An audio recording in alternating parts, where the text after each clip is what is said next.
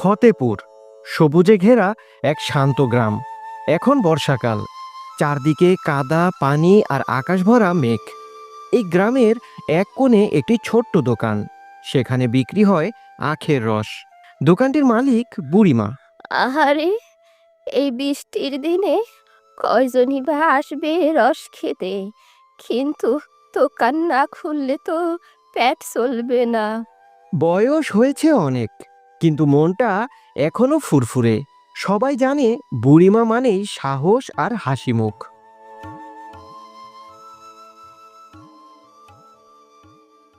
বুড়িমা, ও বুড়িমা, এক গ্লাস রস দেন তো। আজ কিন্তু পয়সা নেই, কাল দিলে হবে তো? নেও বাবা,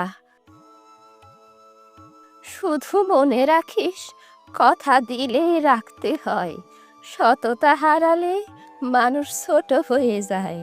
বুড়িমার মুখে রস, কিন্তু কথায় ছিল শিক্ষার গভীরতা। এই বয়সে একা দোকান, ওই শরীরও তো চলে না ঠিক মতো। ওই দোকান ভাড়া দেন, আর নাইলে কাজের মাইয়া রাখেন। চাচা, আয় কম হলেও চলবে, কিন্তু অন্যের ভরসায় বাঁচা আমার শিখা নাই। যতদিন পারি নিজের আয়েই চলতে চাই। বুড়িমার কাছে টাকা বড় না, বড় হলো আত্মসম্মান। ঝড় এসে শুধু ছাউনি না, ভেঙে দেয় বহুদিনের কষ্টের দোকান। চারপাশের সবাই চলে গেলেও বুড়িমা বসে থাকেন। হয়তো কোনো এক শিশু আসবে, বলবে, এক গ্লাস রস দিন।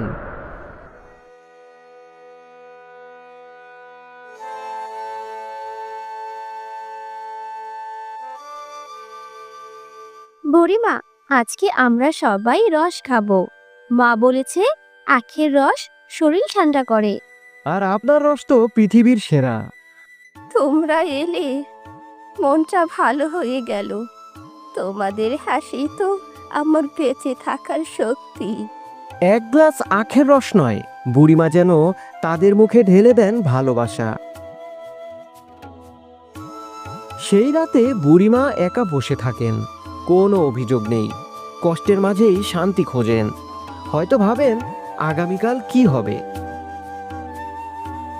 রাতের অন্ধকারে রাকিব ও গ্রামের যুবকেরা মিলে বানিয়ে দেয় নতুন ছাউনি। বুড়িমার মতো মানুষ সমাজের আলো, যাদের হারালে সবাই অন্ধকারে পড়ে। আপনাকে ছাড়া এই দোকানটাই যে অসম্পূর্ণ বুড়িমা। তোমরা পাশে আছো বলেই তো এখনো বেঁচে আছি বাবা।